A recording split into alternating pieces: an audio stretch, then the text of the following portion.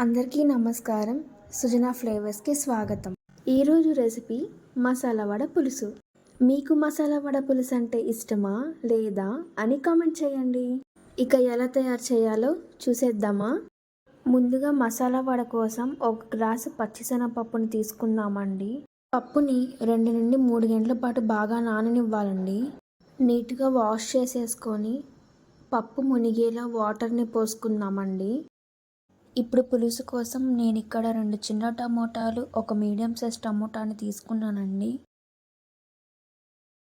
టమాటాని ఇలా ముక్కలుగా కట్ చేసుకొని ఒక గిన్నెలోకి వేసుకుందామండి. అలాగే నిమ్మకాయ సైజ్ అంత చింతపండుని కూడా వేసుకుంటున్నానండి.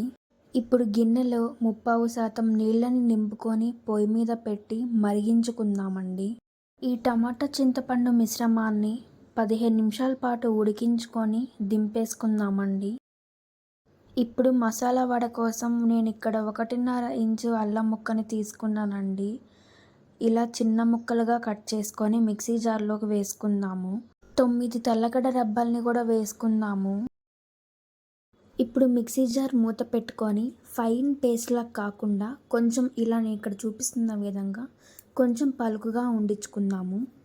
ఇప్పుడు నానిన పప్పులోని నీరంతా వంపేసుకొని ఏమాత్రం నీరు లేకుండా పప్పు మాత్రమే మిక్సీ జార్లోకి వేసుకుందామండి.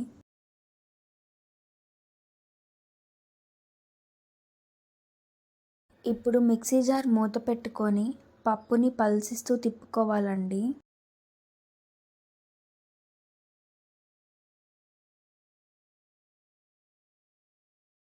ఇప్పుడు ఒక బౌల్ తీసుకొని మిక్సీకి పట్టుకున్న పప్పు, అల్లం, తెల్లగడ్డ పేస్ట్ అంతా కూడా ఇప్పుడు బౌల్లో వేసుకుందామండి. పప్పు మరీ స్మూత్గా కాకుండా ఇక్కడ నేను చూపిస్తున్న విధంగా కొంచెం పలుకుగా మిక్సీకి పట్టుకోండి. ఇప్పుడు ఒక మీడియం సైజ్ ఎర్రగడ్డ, అలాగే 2 పచ్చిమిర్చిని ఇలా చిన్న ముక్కలుగా కట్ చేసుకొని ఇలా పప్పులోకి వేసుకుందాము. టేస్ట్కి తగ్గట్టుగా సాల్ట్ని అడ్జస్ట్ చేసుకుందాము. అంతా బాగా మిక్స్ చేసుకొని ఇలా చిన్న చిన్న ఉండల్లాగా చేసుకుందాము. ఇలా వడ షేప్లో చేసుకొని ప్లేట్లో పక్కన పెట్టుకుందాము. ఇప్పుడు మసాలా వడ ఫ్రై చేసుకోవడం కోసం కడాయిని తీసుకొని సరిపడా నూనెని పోసుకుందాము. ఆయిల్ వేడయ్యాక ఇలా వడల్ని ఇందులో వేసుకుందాము.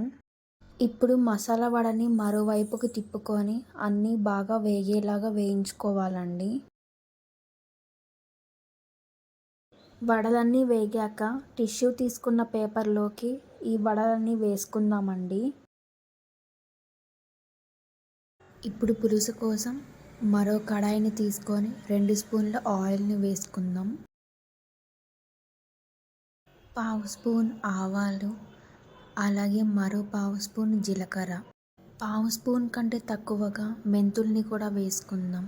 ఇప్పుడు ఒక మీడియం సైజ్ ఎర్రగడ్డ ముక్కలు, అలాగే 2 రెమ్మల కరివేపాకును వేసుకొని మగ్గించుకుందాం. ఎర్రగడ్డ ముక్కలు మగ్గిన తర్వాత 1/2 స్పూన్ పసుపు, అలాగే 1 స్పూన్ కారం వేసుకుందాం. కారం కొంచెం వేగితే సరిపోతుందండి, లేదంటే మళ్ళీ అది మాడిపోతుంది.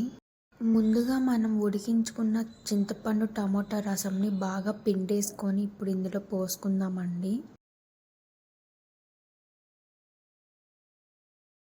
ఇప్పుడు పులుసుకి సరిపడా సాల్ట్ని వేసుకుందామండి. పులుసు ఇలా మరుగుతున్నప్పుడు ముందుగా మనం వేయించుకున్న మసాలా వడల్ని ఇందులో వేసుకుందామండి. పులుసు కాస్త చిక్కబడ్డాక దింపేసుకుంటే మన మసాలా వడ పులుసు రెడీ అయిపోతుందండి. మీరు ఈ రెసిపీని ట్రై చేసి ఎలా కుదిరిందో నాకు కామెంట్ సెక్షన్లో తెలియచేయండి. మీకు ఈ రెసిపీ నచ్చితే లైక్ చేయండి, షేర్ చేయండి. సుజనా ఫ్లేవర్స్ ఛానల్ని సబ్స్క్రైబ్ చేయండి. ఇన్స్టాగ్రామ్లో కూడా మన పేజ్ని ఫాలో చేయండి.